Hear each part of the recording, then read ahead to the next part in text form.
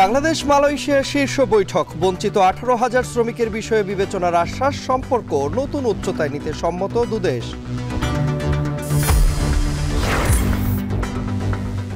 সংস্কার কমিশনের কাছে মতের প্রতিফলন চান সর্বস্তরের মানুষ, সুপারিশ বাস্তবায়নের উপায় খোলাসার আহ্বান বিশ্লেষকদের। সাবেক খাদ্যমন্ত্রী সাধন চন্দ্র মজুমদারকে 7 দিনের রিমান্ড, হত্যা মামলায় 3 দিনের রিমান্ডে কৃষক লীগের সভাপতি।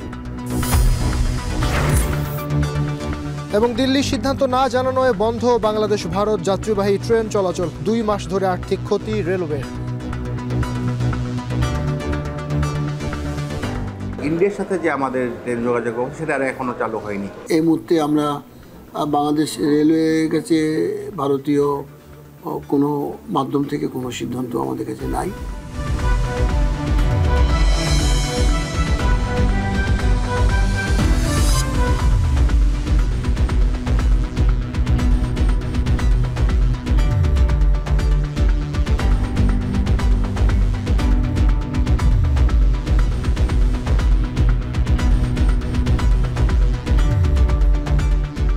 শুনছিলেন শান্তবাজারের শিরোনাম। পুরো আয়োজনে আপনাদের সঙ্গে আছি আমরা দুজন, আমি তন্ময় কুমার রায় এবং আমি নাইম আবির।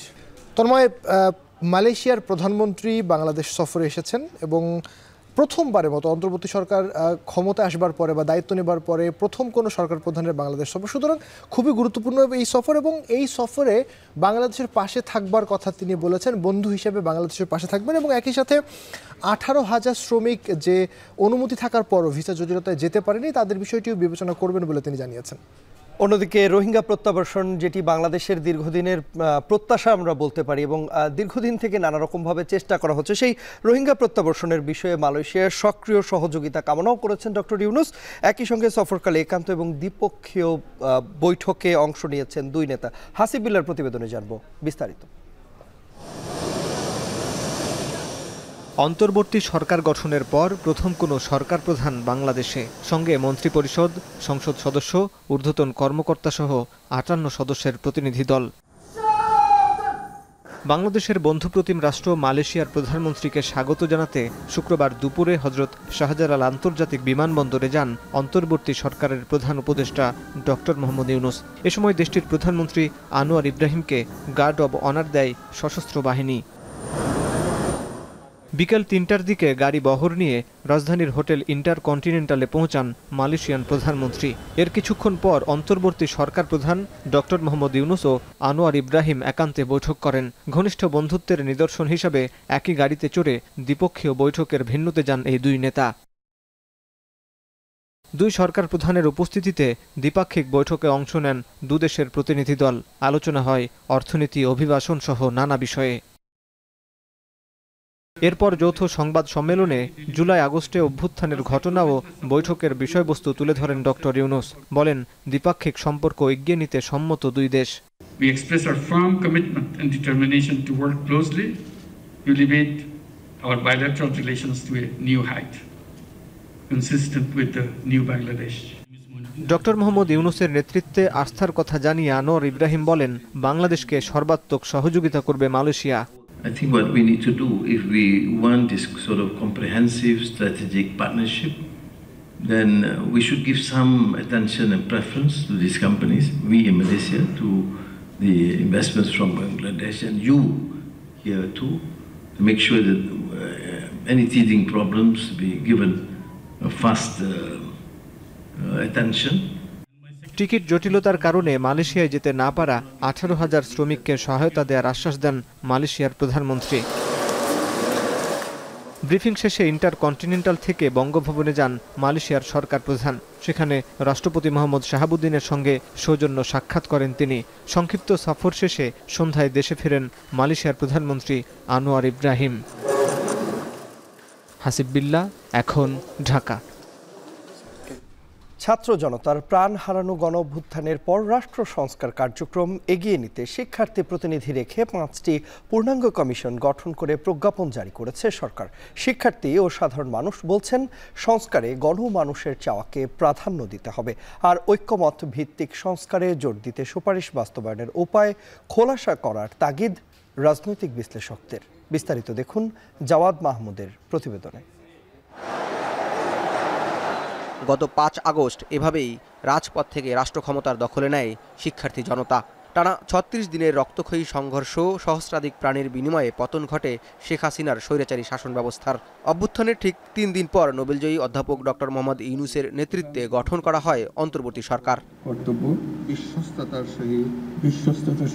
আওয়ামী লীগ সরকারের 15.5 বছরের শাসনামলে নির্বাচন ব্যবস্থা থেকে শুরু করে দলীয়করণ করা হয় রাষ্ট্রের সবগুলো প্রতিষ্ঠান। তাই গণ অভ্যুত্থানের পর শুরুতেই আলোচনায় আসে রাষ্ট্র সংস্কারের ইস্যুটি। এরই ধারাবাহিকতায় গত 11 সেপ্টেম্বর জাতির উদ্দেশ্যে দেয়া ভাষণে সংবিধান, নির্বাচন ব্যবস্থা, পুলিশ, বিচার বিভাগ, দুর্নীতি দমন এবং জনপ্রশাসন সংস্কারের জন্য 6টি কমিশন গঠন ও কমিশন প্রধানদের নাম ঘোষণা করেন প্রধান উপদেষ্টা ডক্টর মোহাম্মদ ইউনূস। আমাদের উপর যে সংস্কারের গুরু দায়িত্ব দিয়েছেন, সেই দায়িত্ব দিয়ে আপনারা দর্শকের গ্যালারিতে চলে যাবেন না, আপনারা আমাদের সঙ্গে থাকুন, আমরা একসঙ্গে সংস্কার করব। এটা আমাদের সবার দায়িত্ব। আপনারা নিজ নিজ জগতে সংস্কার আনুন। একটা জাতির সংস্কার শুধু সরকারের সংস্কার হলে হয় না। এদিকে বৃহস্পতিবার জারি করা প্রজ্ঞাপনে বলা হয়েছে 90 দিনের মধ্যে কমিশন অন্তর্বর্তী সরকারের প্রধান উপদেষ্টার কাছে তাদের প্রতিবেদন পেশ করবে। ফেসিবাদী ব্যবস্থা যেন ফিরে না আসে সংস্কারের মাধ্যমে তা নিশ্চিত করার দাবি জানিয়েছেন বৈষম্যবিরোধী ছাত্র আন্দোলনের অন্যতম এই সমন্বয়ক।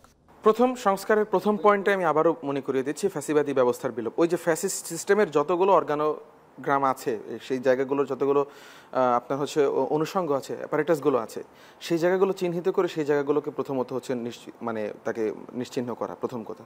দ্বিতীয় কথা হচ্ছে দুর্নীতি এবং হচ্ছে আপনার যত অনিয়মের জায়গাটাকে অ্যাড্রেস করে সেগুলোকে রোধ করা। আমরা কিন্তু দেখবেন যে 5 আগস্টের পরে প্রথম যে দাবি নিয়ে নেমেছিলাম মাঠে, সেটি ছিল কিন্তু চাঁদাবাজি, দুর্নীতি, দখলদারিত্বের বিরুদ্ধে। অপরদিকে সাধারণ শিক্ষার্থী যারা এই গণ অভ্যুত্থানের নিউক্লিয়াস, তারা গঠিত কমিশন এবং সংস্কার কার্যক্রম নিয়ে আশাবাদী। যদিও সংস্কার প্রক্রিয়ার দিকে সজাগ দৃষ্টি রাখার কথাও জানান তারা। কমিশনরা যেটা করবে, তাদের কিন্তু প্রথম কাজ হচ্ছে আমাদেরকে সত্য পথে সত্যভাবে সত্য উদ্ঘাটন করা। 5 আগস্টের পরে ইউনূস সরকারের কাছ থেকে মানুষের যে প্রত্যাশা যে বিদেশ থেকে অর্থ যেগুলো পাচার হয়েছে সেগুলো দেশে ফিরে আসবে। রাষ্ট্রের যেসব সংস্থা আছে সেগুলোর সংস্কার প্রয়োজন। আমাদের বিচার বিভাগ, পুলিশ প্রশাসন, এগুলার আমূল পরিবর্তন দরকার। যারা কমিশনে দায়িত্বপ্রাপ্ত আছেন তারা আসলে তাদের বিভিন্ন ধরনের আইন প্রয়োগ করবে, কিন্তু যদি দেখি যে একটা আইন আসলে আমাদের সাধারণ নাগরিকদের বাইরে গেছে, তাহলে আমরা সাধারণ শিক্ষার্থী হিসেবে আমরা সেটার সাথে সাথে প্রোটেক্ট করার চেষ্টা করব। সাধারণ মানুষ যারা গত 1 যুগের বেশি সময় ধরে নির্যাতিত, হারিয়েছিলেন বাক স্বাধীনতা ও ভোটাধিকার, তারাও স্বপ্ন দেখছেন নতুন এক বাংলাদেশের। গত যে সরকার করে গেছে, যে দেশ চালিয়ে গেছে, ওই রকম ভাবে যাতে কোনো সরকার আর দেশ না চালায়, প্রত্যেকটা নাগরিক তার কর্মসংস্থান পায়, ওই ধরনের একটা সংস্কার আমরা দেশে চাই। আমলাতান্ত্রিক যেহেতু আমাদের দেশের শাসন ব্যবস্থা, বিচার ব্যবস্থা সবকিছু, সেক্ষেত্রে সেখানেও পরিবর্তনের প্রয়োজন আছে বলে আমি মনে করি। জাতির প্রয়োজনে সংস্কার আশু প্রয়োজন, এবং এমন সংস্কার প্রয়োজন যে সংস্কার প্রয়োজন বাংলাদেশকে নতুন রূপে নতুন প্রজন্ম দেখতে পারে। সেটা যদি আশা এবং আশঙ্কা দুইটা পাশাপাশি সব। গণ অভ্যুত্থানের মধ্য দিয়ে সৃষ্ট জন আকাঙ্ক্ষার সঠিক বাস্তবায়ন করতে হলে কমিশনগুলোতে রাজনৈতিক দল, নাগরিক সমাজ, সাধারণ মানুষ সহ সব স্তরের মতের প্রতিফলন ঘটাতে হবে বলে মনে করেন এই রাজনীতি বিশ্লেষক। সকলের মতামতের ভিত্তিতে এই গোটা জাতির জন্য যাতে একটি সমৃদ্ধ সোপান নির্মিত হতে পারে, সেই জন্য তাদের প্রত্যেকেরই মতামতের ভিত্তিতে কমিশন গঠন করা, কমিশন কাজ করা। তো কমিশনের কাজের সুবিধাতে তারা যেটা করতে পারে, এই গণশুনানির মতো তারা যদি একটি সময় সুযোগ সৃষ্টি করে সর্বসাধারণের জন্য, তাহলে এই সব স্টেক হোল্ডারগুলো তাদের কাছে ইনপুট দিতে পারে। আমি মনে করি যে রাজনৈতিক দলগুলো লিখিতভাবে সুপারিশ পেশ করা উচিত। গণ আকাঙ্ক্ষার বিপরীতে কমিশন নিয়ে শঙ্কার কথাও জানান তিনি। ব্যক্তি ও দলীয় স্বার্থের ঊর্ধ্বে উঠে সুনিশ্চিত ও বাস্তবসম্মত সুপারিশ করতে না পারলে আবারও কর্তৃত্ববাদ ফিরে আসার সুযোগ তৈরি হতে পারে বলেও তার মত। আমরা যাদেরকে আমাদের রক্তের বিনিময়ে যাদেরকে চালিয়েছি, তাদের প্রভুত্ব চলে আসতে পারে। তাদেরকে এখানে রিপ্লেস করার জন্য নানা ধরনের ষড়যন্ত্র আছে, এবং সেই রিপ্লেসমেন্টের সুযোগ ষড়যন্ত্রের মাত্রায় আমাদেরকে আক্রান্ত হতে পারে। তবে কমিশনের সুপারিশ কতটুকু এবং কিভাবে বাস্তবায়িত হবে সে ব্যাপারে এখনো কোনো দিক নির্দেশনা কোনো তরফ থেকেই জানানো হয়নি। জাওয়াদ মাহমুদ, এখন, ঢাকা। তেজগাঁও থানায় হত্যা মামলায় সাবেক খাদ্যমন্ত্রী সাধন চন্দ্র মজুমদারকে 7 দিনের রিমান্ড দিয়েছেন আদালত। একই সঙ্গে হত্যা মামলায় 3 দিনের রিমান্ড দেওয়া হয়েছে কৃষক লীগের সভাপতি সমীর চন্দ্রকে। আলাদা মামলায় রিমান্ড দেওয়া হয় সাবেক ওয়ার্ড কাউন্সিলর এনামুল হক আবুলকে। বিস্তারিত জানাচ্ছেন মাঝার মাহবুব। ইউনিয়ন পরিষদের চেয়ারম্যান থেকে নওগাঁ 1 আসনে টানা 4 বারের সংসদ সদস্য, পরপর 2 বার মন্ত্রী হয়েছেন খাদ্য মন্ত্রণালয়েরও। 5 আগস্ট শেখ হাসিনা সরকারের পতনের পর বিগত সরকারের মন্ত্রী, সংসদ সদস্যদের গ্রেপ্তারের তালিকায় এবার যুক্ত হয়েছে তার নাম। শুক্রবার রিমান্ড শুনানির জন্য সিএমএম আদালতে হাজির করা হয় সাবেক মন্ত্রী সাধন চন্দ্র মজুমদারকে। স্বৈরাচারের পতনের আগের দিন 4 আগস্ট যখন গণ আন্দোলন তুঙ্গে, তখনই কারওয়ান বাজারে গুলি করে হত্যা করা হয় ড্যাফোডিল বিশ্ববিদ্যালয়ের শিক্ষার্থী রমিজউদ্দিনকে। এ ঘটনায় তেজগাঁও থানায় মামলা হয় শেখ হাসিনা, তার বোন শেখ রেহানা ও ছেলেসহ 223 জনের বিরুদ্ধে। শুক্রবার এই মামলার আসামি হিসেবে আদালতে তোলা হয় সাধন চন্দ্র মজুমদারকে। পুলিশ 10 দিনের রিমান্ড চাইলেও 7 দিন মঞ্জুর করেন আদালত। তিনি একজন বয়স্ক মানুষ, তিনি রাষ্ট্রের বিভিন্ন জায়গায় ছিলেন। আদালত যে আদেশ দিয়েছে সেই আদেশে আমরা সন্তুষ্ট। তাকে সর্বোচ্চ সতর্কতার সাথে তাকে জিজ্ঞাসাবাদ করার জন্য আদালত বলেছেন। সমীর চন্দ্রকে কৃষক লীগের সভাপতিকে কেন দিয়েছে এটা আদালতের বিবেচনার বিষয়। স্বাভাবিক কারণেই আমাদের প্রত্যাশা ছিল যে হয়তো রিমান্ডটা হবে না। স্বৈরাচারী সরকারের সহযোগী হিসেবে সাবেক এই মন্ত্রীর সর্বোচ্চ শাস্তি কামনা করেন রাষ্ট্রপক্ষকে সহায়তাকারী আইনজীবী। ফ্যাসিস্ট শেখ হাসিনার খুব কাছের একজন ঘনিষ্ঠজন ছিলেন, তাকে ফ্যাসিস্ট হওয়ার জন্য সর্বাত্মক সহযোগিতা করেছে এবং বৈষম্যবিধি ছাত্র আন্দোলনকে দমনের জন্য যে কোনো উপায়ে হত্যা, নির্যাতন যাই হোক না কেন দমনের জন্য তিনি একজন অত্যন্ত কাছের শেখ হাসিনার কাছের এবং সহযোগী। একই দিনে বাড্ডা থানায় দুলাল হত্যা মামলায় কৃষক লীগের সভাপতি সমীর চন্দ্র 3 দিন, যুবদল নেতা শামীম হত্যা মামলায় পল্টনের সাবেক ওয়ার্ড কাউন্সিলর এনামুল হক আবুলকে 5 দিন এবং হিজবুত তাহরিরের গণমাধ্যম সমন্বয়কারীকে 3 দিনের রিমান্ড দেন আদালত। মাঝার মাহবুব, এখন ঢাকা। বাংলাদেশ ভারত যাত্রীবাহী ট্রেন চলাচল ঠিক কবে নাগাদ শুরু হবে সেটি জানে না কেউই। এতে বিপাকে পড়েছেন 2 দেশের যাত্রীরাই। বাংলাদেশ রেলওয়ে অবশ্য বলছে তারা প্রস্তুত রয়েছে, তবে চলাচল আটকে আছে ভারতের সিদ্ধান্তের জন্য। সেই সাথে বাংলাদেশের ভূখণ্ড ব্যবহার করে ভারতের রেল চলাচলের বিষয়টিরও অগ্রগতি নেই। সিফাত শাহরিয়ারের প্রতিবেদনে দেখুন বিস্তারিত। বন্ধুত্বের বাহন বন্ধন, মৈত্রী ও মিতালি এক্সপ্রেস, প্রতিবেশীর আমন্ত্রণ, জরুরি সেবা কিংবা বাণিজ্য, বাংলাদেশ ও ভারতের যাত্রীদের জন্য ছিল যাতায়াতের সহজ মাধ্যম। মধ্য জুলাইয়ে যখন টালমাটাল দেশ, তখন বন্ধ হয়ে যায় 2 দেশের মধ্যে সব ধরনের ট্রেন চলাচল। রাজনৈতিক পট পরিবর্তনের পর রেল যোগাযোগ স্বাভাবিক হলেও আটকে যায় আন্তদেশীয় ট্রেন চলাচল। অগ্রিম টিকিটের যাত্রীরা ইতোমধ্যে যাত্রা বাতিল করেছেন, তবে টিকিট বিক্রি না হলেও আগাম টিকিটের টাকা ফেরত দিতে কমলাপুরে খোলা রয়েছে কাউন্টার।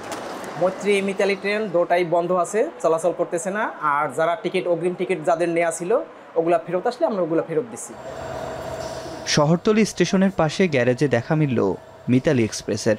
দীর্ঘ সময় বসে থাকায় যাত্রীদের জায়গা দখলে নিয়েছে মাকড়সা।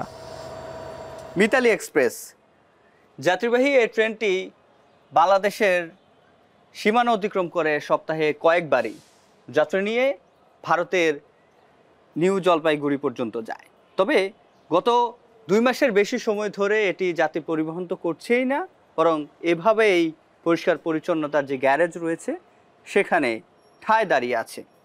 তাতে জরুরি প্রয়োজনে কিংবা চিকিৎসা সেবায় যারা বাংলাদেশ ভারতে যাতায়াত করেন তারা যেমন বিপাকে পড়েছেন, তেমনি আর্থিক ক্ষতি হচ্ছে বাংলাদেশ রেলওয়েরও। যাত্রীদের জিজ্ঞাসা, কবে চালু হবে বাংলাদেশ ভারত রেল চলাচল? আন্তনগর মিতালি, আন্তনগর মৈত্রী এক্সপ্রেস ট্রেন, সেই ট্রেনগুলো আপনার বন্ধ হয়ে যায় চলাচল। এরপর যখন আবার ট্রেন চলাচল স্বাভাবিক হয়, তো ইন্ডিয়ার সাথে যে আমাদের ট্রেন যোগাযোগ সেটা আর এখনও চালু হয়নি। ইন্ডিয়াতে চিঠি লেখা হয়েছে আমাদের, ওরা যখন আবার চলাচল শুরু হবে আমরা আপনাদের মাধ্যমে সকল সমাজ যাত্রী সাধারণকে সেটা অবগত করব। অর্থাৎ প্রতিদিনই আপনার অনেক যাত্রীরা আসছেন, সমাজের যাত্রী সাধারণ, ওরা কাউন্টারে এসে ফেরত যাচ্ছেন, কারণ ওরা তো অনেকেই জানেন না যে ট্রেন চলাচল বন্ধ। আমাদের বাংলাদেশ রেলের পক্ষ থেকে ইন্ডিয়াকে জানানো হয়েছে আমাদের পক্ষ থেকে কোনো সমস্যা নেই বা নিরাপত্তার বিষয়গুলো সমস্ত প্রস্তুতি আমাদের রয়েছে। রেলওয়ে মহাপরিচালক জানালেন, বাংলাদেশের পক্ষ থেকে দুই দেশের রেল চলাচলে কোনো বাধা নেই।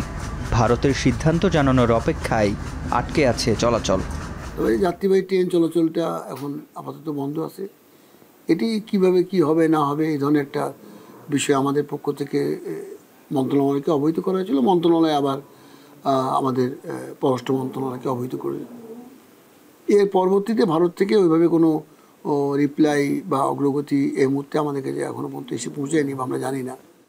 কয়েক মাস আগে তুমুল আলোচনায় থাকা বাংলাদেশের ভূখণ্ড ব্যবহার করে ভারতের রেল চলাচল বা ট্রানজিট সুবিধার বিষয়েও কথা বলেন রেলওয়ের এই শীর্ষকর্তা। এমইউ এর ব্যাপারে পরবর্তীতে কোনো অগ্রগতি এই মুহূর্তে আমরা বাংলাদেশ রেলওয়ের কাছে ভারতীয় কোনো মাধ্যম থেকে কোনো সিদ্ধান্ত আমাদের কাছে নাই। রেলওয়ের সূত্র বলছে, আন্তর্দেশীয় ট্রেন চলাচলের বিষয়ে ভারত থেকে একটি পর্যবেক্ষক দল শিগগিরই আসতে পারে বাংলাদেশ সফরে। সিফাত শাহরিয়ার, এখন, ঢাকা। টানা বৃষ্টি এবং ভারত থেকে নেমে আসা যে পাহাড়ি ঢল, সেই ঢলের কারণে শেরপুরের ঝিনাইগাতি এলাকা কিন্তু প্লাবিত হয়ে গেছে এবং এই জেলার 40টি গ্রাম কমপক্ষে সেটি নিম্নাঞ্চলগুলো একেবারে প্লাবিত হয়ে গেছে এবং ভোগাই এবং চেল্লাখালী নদীর পানি বিপদসীমার উপর দিয়ে এখনো পর্যন্ত প্রবাহিত হচ্ছে। এদিকে আমরা যেটি আমাদের কাছে তথ্য রয়েছে যে ভাঙন দেখা দিয়েছে মহারশী নদীর 3টি স্থানে। একই সঙ্গে জেলায় গত শুক্রবার পর্যন্ত 24 ঘন্টায় রেকর্ড করা হয়েছে 225 মিলিমিটার বৃষ্টিপাতের। সহকর্মী জাহিদুল খান সৌরভের তথ্য ছবিতে জানবো বাকিটা।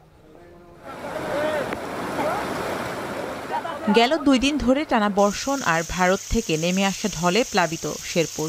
এছাড়া নদীর পাড় ভেঙে হু হু করে পানি প্রবেশ করেছে নিম্নাঞ্চলে। বৃষ্টি আর পাহাড়ি ঢলে ভোগাই নদীর পানি নালিতাবাড়ি পয়েন্টে এবং চেল্লাখালী নদীর পানি বেলকুচি পয়েন্টে বিপদসীমার ওপর দিয়ে প্রবাহিত হচ্ছে। ভাঙন দেখা দিয়েছে মহারশী নদীর 3টি স্থানে। এরই মধ্যে পানিতে তলিয়ে গেছে 40টি গ্রামের নিম্নাঞ্চল। পানিবন্দী হয়ে পড়েছে শত শত পরিবার। পানি প্রবেশ করেছে বাড়ি ঘরে। এদিকে টিউবওয়েল তলিয়ে যাওয়ায় তৈরি হয়েছে সুপেয় পানির সংকট। এখন আমরা কেউ রান্না করে খেতে পারছি না, আমরা পোলা পানি স্টোরে নিয়ে যেতে পারছি না, রাস্তার ভিতরে একরাত পানি। আমাদের যে একটা বাজার আছে, বাজারে পানি উঠতেছে, বাজারে ব্যবসায়ীদের মাল যেরকম বেজে চাউল ভিজে গেছে। হুট করে মনে পানি আইসে এই মাছের ঘের, শত শত পুকুর মাছের ঘের ভেঙে প্লাবিত হয়ে গেছে। মাছ কোটি কোটি টাকার মাছের ক্ষতি হয়েছে, ফসলি ক্ষতি হয়েছে। এলাকার আবাদ মৌসুম কিচ্ছু থাকতেছে না, আমরা খুব কষ্টের মধ্যে আছি। এখন কি মেম্বার চেয়ারম্যান এখন কিচ্ছু দেখে না, কিচ্ছু দেয় না। ঢলের পানি প্রবেশ করেছে ঝিনাইগাতি উপজেলা শহরেও। এতে ডুবে গেছে প্রধান সড়ক, বাজারের অলিগলি ও অফিস সহ বিভিন্ন শিক্ষা প্রতিষ্ঠান। আকস্মিক ঢলের পানিতে প্লাবিত হওয়ায় বিপাকে পড়েছেন স্থানীয় বাসিন্দারা। সেই সঙ্গে পানিতে ডুবে গেছে শত শত পুকুর, সবজি ও ধানের ক্ষেত। বর্ষণ ও পাহাড়ি ঢল অব্যাহত থাকলে চরম বিপর্যয় নেমে আসার আশঙ্কা করছেন স্থানীয়রা। তবে এখন পর্যন্ত জনপ্রতিনিধিদের কোনো সহায়তা পাওয়া যায়নি বলে অভিযোগ তাদের। প্রত্যেক বছর মহারশী নদী প্লাবিত হয়ে এদিকে আমার ঝিনাইগাতি সদর চতুর্দিকে ছড়িয়ে পড়ে। আমাদের ঝিনাইগাতি বাজার গেছে মহারশী নদী।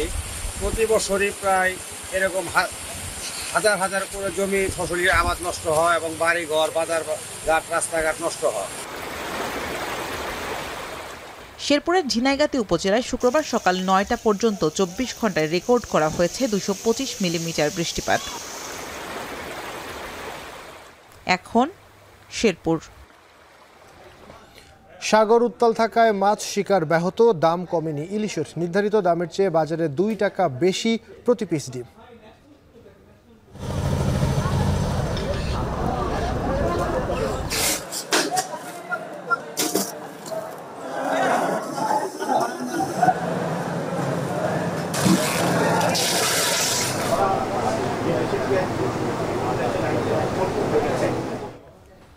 এ নিয়ে বিরতির পর থাকছে প্রতিবেদন। ফিরে আসবো একটু পর, আমাদের সঙ্গেই থাকুন।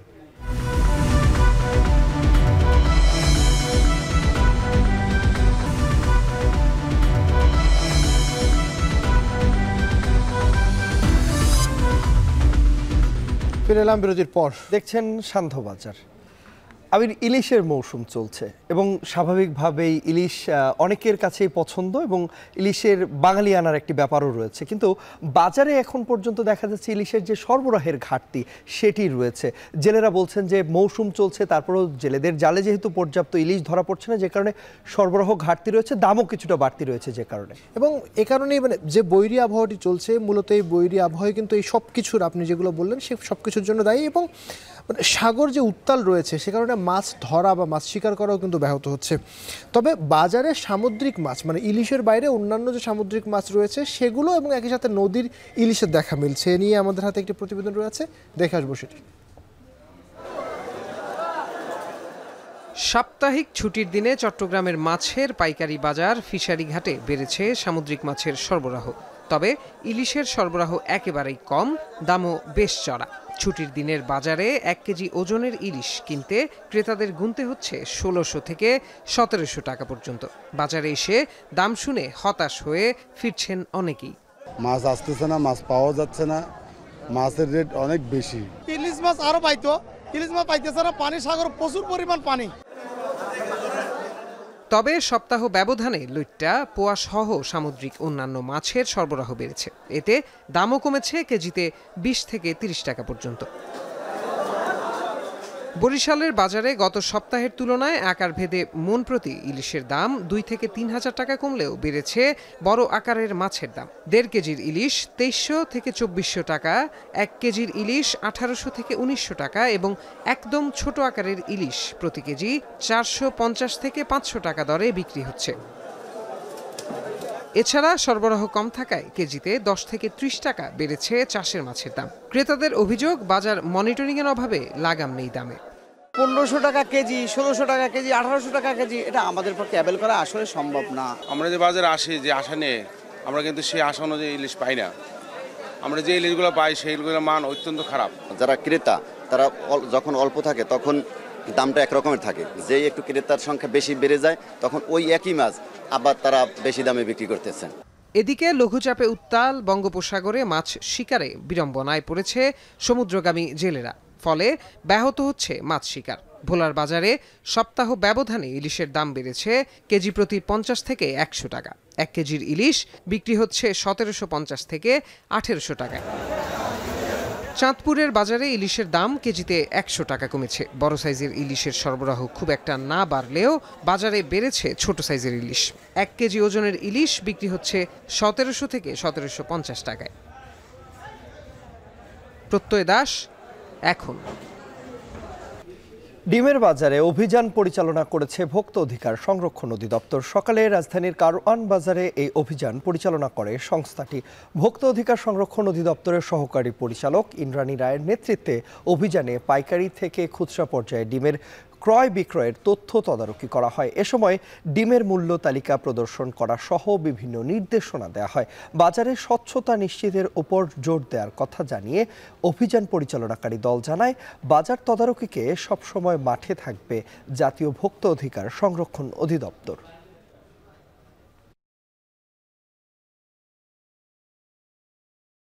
পার্বত্য চট্টগ্রামে যেসব সশস্ত্র গোষ্ঠী তৎপর তাদের সন্ত্রাসী সংগঠন হিসেবে তালিকাভুক্ত করাসহ 7 দফা দাবিতে বিক্ষোভ সমাবেশ করেছে স্টুডেন্টস ফর সভারেন্টি নামের একটি সংগঠন। ঢাকা বিশ্ববিদ্যালয়ের রাজু ভাস্কর্যের সামনে বেলা 4:30টার দিকে এই সমাবেশ অনুষ্ঠিত হয়। সমাবেশে বক্তারা বলেন, পার্বত্য চট্টগ্রামকে অশান্ত করে তুলেছে কিছু সশস্ত্র গোষ্ঠী। এ সময় পাহাড়ে সহিংসতার জন্য ভারতকে দায়ী করে বক্তারা বলেন, ভারতকে কোনো ছাড় দেয়া যাবে না। সমাবেশে বাংলাদেশকে স্থিতিশীল রাখতে প্রধান উপদেষ্টার প্রতি আহ্বান জানান বক্তারা।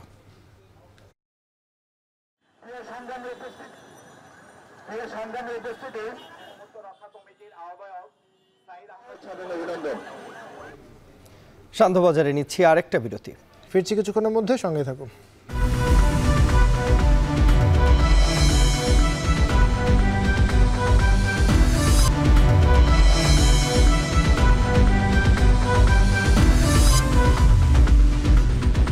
ফিরে এলাম বিরতির পর। দেখছেন শান্তবাজার। টানা 3 বার সহ মোট 4 বার চ্যাম্পিয়ন হওয়া বাংলাদেশ নাসা স্পেস অ্যাপ চ্যালেঞ্জে এবারও বিশ্ব চ্যাম্পিয়ন হতে চায় বাংলাদেশ। তাই দেশের প্রায় 2000 প্রতিযোগী অংশ নিয়েছে এই চ্যালেঞ্জে। এবারে সৌরজগতের উপর সূর্যের প্রভাবকে সামনে রেখে 20টি সমস্যার সমাধানে কাজ করছে চ্যালেঞ্জে অংশ নেওয়া তরুণরা। নাজমুস সাকিব জানাচ্ছেন বিস্তারিত। বিশ্বের জলবায়ু পরিবর্তন নিয়ে যখন আলোচনা, যখন এই পরিবর্তনের পেছনে মনুষ্য অসচেতনতাকেই দায়ী করা হয়, তখন কেমন হয় যদি একটি প্রজন্ম ভিডিও গেম খেলতে খেলতেই সচেতন হতে পারে জলবায়ু পরিবর্তন সম্পর্কে? নাসা স্পেস অ্যাপস চ্যালেঞ্জে অংশ নিয়ে টিম অ্যাভেঞ্জার্স বানাচ্ছে এমনই একটি কুইজ গেম। খুলনা থেকে ঢাকায় আসা তরুণরা স্বপ্ন দেখছেন আনন্দেই যেন জলবায়ু নিয়ে শিখতে পারে তরুণ প্রজন্ম। এতে হয়তো এই পরিবর্তন থেকে রক্ষা পাবে পৃথিবী। নাসার অনেক ডাটা আছে ক্লাইমেট হিস্টরি সম্পর্কে, মানে অনেক মানুষকে জানানোর জন্য, কিন্তু সেটা সঠিকভাবে সঠিক ইজি ওয়েতে নাসা জানাতে পারছে না। এখন এটা কিভাবে সঠিক ওয়েতে অতি সহজভাবে সাধারণ জনগণকে কিভাবে বোঝানো যায়, কিভাবে জানানো যায়। টিম অ্যাভেঞ্জার্সের মতোই বাকি টিমগুলো নিজেদের উদ্ভাবনে এনেছে নতুনত্ব। প্রতিযোগীরা প্রত্যেকেই নাসার ডেটা ব্যাংক থেকে তথ্য নিয়ে কেউ বানাচ্ছেন অ্যাপ, কেউ তৈরি করছে গেম, কেউ বা ড্রোন কিংবা রোবট। এবারের হেলিও ফিজিক্স বিগ ইয়ার চ্যালেঞ্জে সৌরজগতের উপর সূর্যের প্রভাবকে সামনে রেখে 20টি সমস্যার সমাধান বাতলে দিচ্ছে তারা। কমিউনিটি ম্যাপিংয়ের মাধ্যমে প্রলয়ঙ্কারী বন্যায়, খাদ্য ঘাটতি ও নিরাপদ খাবার পানির মতো নানা বিষয়ের পাশাপাশি চৌম্বকীয় অভিকর্ষের মতো সময়ে যখন ইলেকট্রনিক্স ডিভাইস ব্যবহার বিপজ্জনক হয়ে উঠবে, তখন কিভাবে নিরাপদ যোগাযোগ রক্ষা করা যাবে তা নিয়েও মাথা ঘামাচ্ছে বিশ্ববিদ্যালয় পড়ুয়া উদ্ভাবকেরা। একটা ডিভাইসও থাকবে, একটা হার্ডওয়্যার ডিভাইস যেটা দিয়ে আমরা ছোট ছোট জায়গার ওয়েদার প্রেডিকশনও করে দিতে পারবো। ওয়েবসাইটে অনেকগুলো মিনি গেম আছে আর অনেক টাইপস অফ এক্সোপ্ল্যানেটস নিয়ে পুরোটা ডিসক্রাইব করা আছে। আমরা একটা ওয়েবসাইট বানিয়েছি যেখানে বিভিন্ন স্টুডেন্টের জন্য ফান অ্যাক্টিভিটিস রাখলাম, লাইক কুইজ, দেন আরও অনেক কিছু নতুন অ্যাড হবে। আমরা খুলনা জোন থেকে আসছি, বিভিন্ন ইউনিভার্সিটি থেকে। খুলনা ইউনিভার্সিটি আছে, আমি Daffodil university, Northern university of business technology Khulna.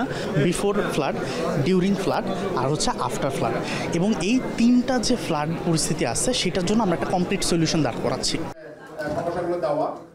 রাজধানীর আমেরিকান ইন্টারন্যাশনাল ইউনিভার্সিটি ক্যাম্পাসে সরাসরি ও ভার্চুয়ালি হওয়া নাসা স্পেস অ্যাপস চ্যালেঞ্জে দেশের নানা প্রান্ত থেকে 400টি টিমের 2000 জন অংশ নিয়েছে। আর 36 ঘন্টার এই চ্যালেঞ্জে সরাসরি অংশ নিয়েছে 50 দল। আয়োজকরা বললেন, উদ্ভাবন মনস্ক তরুণদের মাধ্যমে আগামীর পৃথিবী গড়তে গত প্রায় 1 যুগ সময় ধরে এ আয়োজন করছেন তারা। 185টি দেশকে পেছনে ফেলে 3 বার সহ সর্বমোট 4 বার বিশ্ব চ্যাম্পিয়ন বাংলাদেশ। তাই এবারও চ্যাম্পিয়ন হয়ে সফলতার ধারা ধরে রাখতে চায় বাংলাদেশ। বাংলাদেশ একমাত্র দেশ যেই দেশ পরপর 3 বার নাসা গ্লোবাল চ্যাম্পিয়ন হয়েছে। তা আমার বিশ্বাস এবং আমাদের সবার বিশ্বাস এইবারও মেধাবীরা এসেছে এবং এইবারও নিশ্চয়ই আমরা মাল্টিপল ক্যাটাগরিতে ওয়ার্ল্ড চ্যাম্পিয়ন হব। গতবার কিভাবে চ্যাম্পিয়ন হলো, কেন চ্যাম্পিয়ন হলো, এই কম্পোনেন্টগুলো আমাদের জানা আছে। শুধু তাই না, আমরা একটা গাইড বানাই, এটাকে বলে পার্টিসিপেন্ট গাইড। এই গাইডটা এখন নাসা নিজে নিয়ে বলে অন্য দেশগুলোকে বলে তোমরাও এটা ফলো করো, কারণ এটা এত সুন্দর করে বানানো আছে, আসলেই খুবই ফ্রুটফুল এবং খুবই চমৎকার অ্যাপ্লিকেশন দেয়। টেলিস্কোপটা নাসা এখনও টেলিস্কোপটা বানাচ্ছে, এখনও হয় না, কিন্তু এরা অলরেডি অ্যাপ্লিকেশন বানিয়ে ফেলতেছে। So we are in completely different level. শনিবার সন্ধ্যা 6টায় শেষ হবে নাসা স্পেস অ্যাপসের এই গ্লোবাল চ্যালেঞ্জ। দুপুর থেকে স্থানীয় বিচারকেরা মূল্যায়ন শুরু করবেন প্রতিযোগীদের প্রকল্পগুলো। যাচাই বাছাই শেষে বৈশ্বিকভাবে প্রতিযোগিতায় অংশ নেবে 20 দল। নাজমুস সাকিব, এখন ঢাকা। বিশ্বজুড়ে জলবায়ুর যে পরিবর্তন ঘটছে, এই জলবায়ুর পরিবর্তনের কারণে বাঙালির যে ষড়ঋতুর বাংলাদেশ যেটিকে বলা হতো, সেই ষড়ঋতুর যেই এক ধরনের প্রকৃতির যে পরিবর্তন, সেটি এখন আর খুব বেশি লক্ষ্য করা যায় না। যে কারণে আগে ঋতুকে বরণ করে নেওয়ার জন্য যে উৎসব হতো, সেই উৎসবের সংখ্যাটাও কমে এসেছে। যদিও আজকে আমরা দেখেছি যে চারুকলায় শরৎ উৎসব হয়ে গেল, 1431 শরৎ উৎসব, সেই উৎসব হয়েছে চারুকলায়। নগরবাসী অংশগ্রহণ করেছিলেন এবং তারা বেশ আনন্দ পেয়েছেন, শিশু কিশোররা মেতেছিলেন সেই উৎসব। একটু যদি তন্ময় আপনার সাথে যোগ করতে চাই যে এই শরৎ উৎসব বা শরৎ যখন শুরু হয় তখন কিন্তু প্রকৃতিতে একটা বেশ ভালো রকমের পরিবর্তন তৈরি হয় এবং নীলাকাশ, শুভ্র কাশফুল সব কিছু মিলে কিন্তু চমৎকার পরিবেশ তৈরি হয়, এবং সেটি কিন্তু বরণ করছেন সত্যেন সেন শিল্পীগোষ্ঠী। তারা একটি সাংস্কৃতিক অনুষ্ঠানের আয়োজন করেছিলেন বকুলতলা, এবং সেখানে নাচ, গান এবং আবৃত্তির মাধ্যমে কিন্তু শরৎকে বরণ করে নেওয়া হয়। আমাদের হাতে একটি প্রতিবেদন রয়েছে, এটি নিয়ে তৈরি করেছেন শাহাদাত হোসেন অভ্র।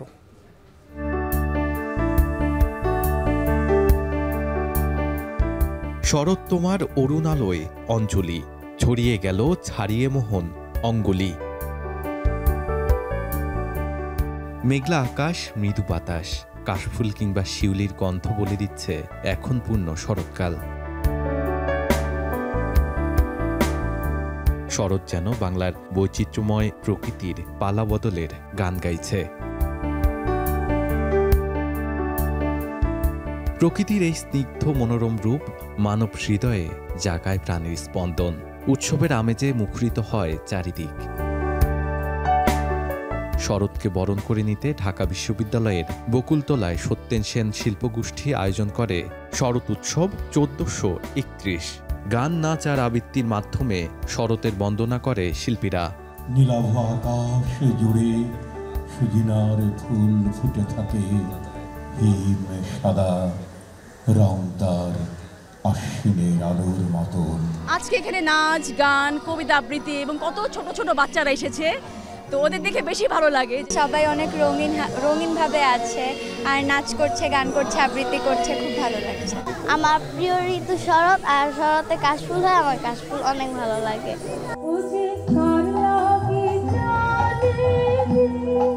ঘুঙুরের শব্দে কিংবা কাশফুলের পালকে শরৎ নেমে এসেছে বকুলতলায়। তরুণ তরুণী কিংবা কিশোর কিশোরী সবার কণ্ঠে তাই উচ্ছ্বাস। শহরের যান্ত্রিকতায় আমরা শরতের যে স্নিগ্ধতা, মুগ্ধতা ভুলে গিয়েছি আসলে। এখানে ঢাকা বিশ্ববিদ্যালয় বকুলতলায় এসে চারুকলার মনে হচ্ছে যে প্রকৃতির স্নিগ্ধতায় হারিয়ে যায়। গানের অব্যাহতি যে গানগুলো আছে, আমাদের যে সৃষ্টিগুলো আছে রবীন্দ্রনাথ, নজরুলের এই বিভিন্ন ঋতু নিয়ে, আমাদের উচিত এগুলো সামনের দিকে এগিয়ে নিয়ে যাওয়া। আকাশের শুভ্রতা, সাদা নীলের বাহার, শিউলি ফুল, কাশফুল, আর হচ্ছে একটা স্নিগ্ধ পরিবেশ, একটি স্নিগ্ধ শান্তি বিরাজ করে চারপাশে। গান, নাচ, কবিতা আবৃত্তি যাই হোক, সংস্কৃতির সাথে মিশে আমাদের মনের যে শুভ্রতা তাই প্রকাশের একটা চেষ্টা মাত্র।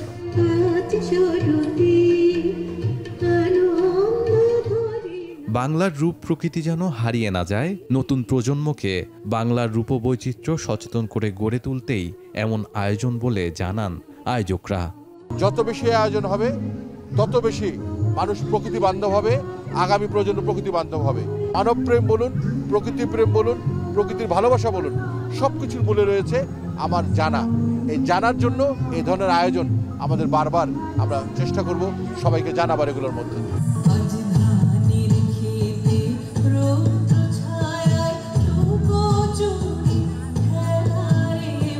ঋতুচক্রের আবর্তনে আবার ফিরে এসেছে শরৎ, আর সেই গল্পই প্রতি বছরের ন্যায় উঠে এসেছে শরৎ উৎসবে।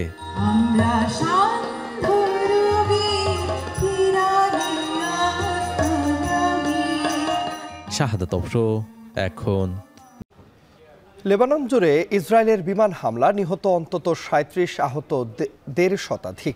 আশ্রয়কেন্দ্রে সরিয়ে নেওয়া হচ্ছে প্রবাসী বাংলাদেশিদের।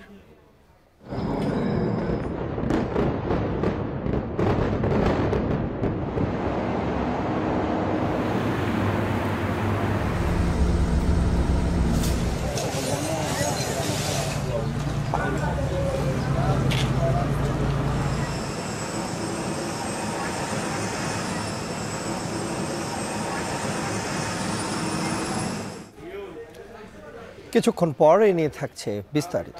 শান্তবাজারের সময় হলো ছোট্ট একটা বিরতির, ফিরছি একটু পর, সঙ্গে থাকুন।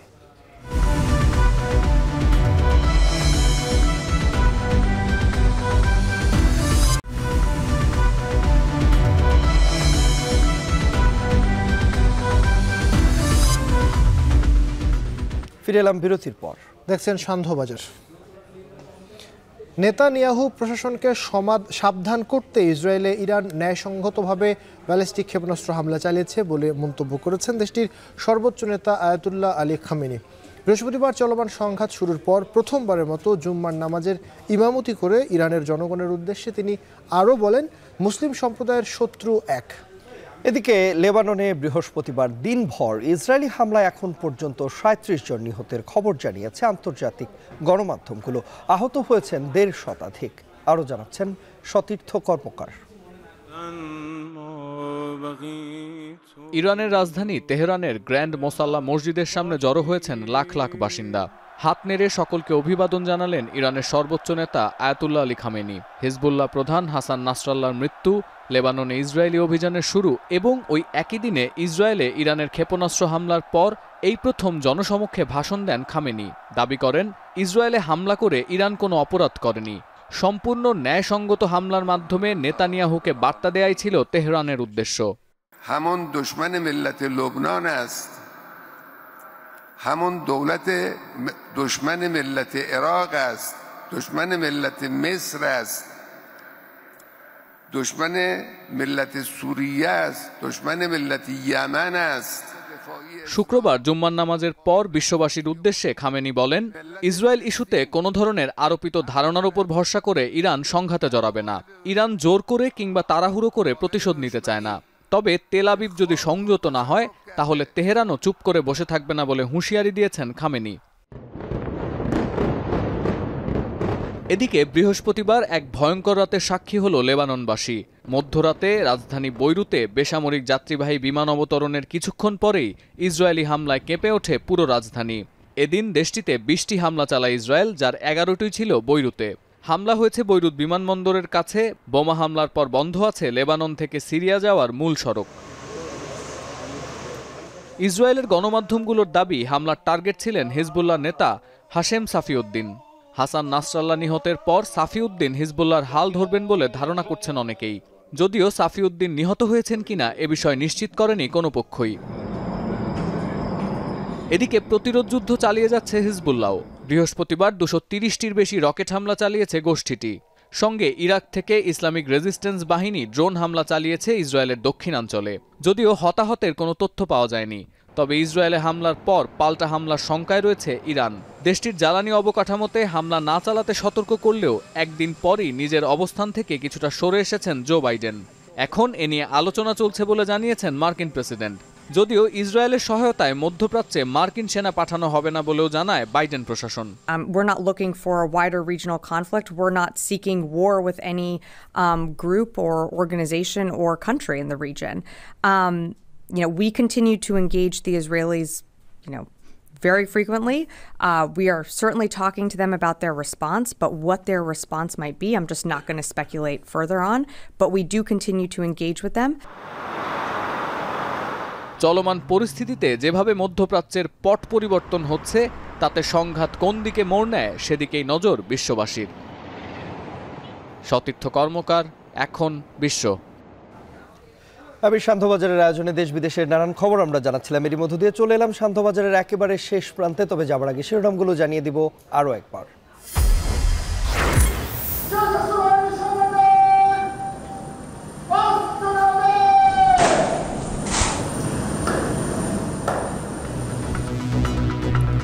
বাংলাদেশ মালয়েশিয়া শীর্ষ বৈঠক, বঞ্চিত 18,000 শ্রমিকের বিষয়ে বিবেচনার আশ্বাস, সম্পর্ক নতুন উচ্চতায় নিতে সম্মত দুদেশ।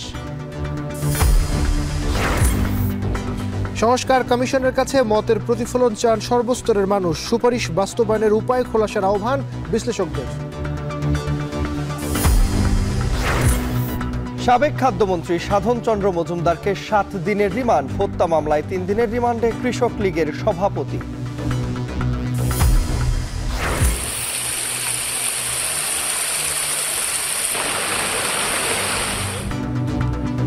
ভারী বৃষ্টি ও পাহাড়ি ঢলে শেরপুরের ঝিনাইগাতি প্লাবিত, 48 ঘন্টার বেশি বৃষ্টির আভাস সিলেট ও ময়মনসিংহ বিভাগে। এই ছিল সান্ধ্য বাজারের আয়োজন। এখন টেলিভিশন ওয়েবসাইটে দেখুন www.ekhon.tv, ফেসবুকে দেখুন facebook.com/tv.ekhon, আর ইউটিউবে দেখুন youtube.com/c/ekhon tv।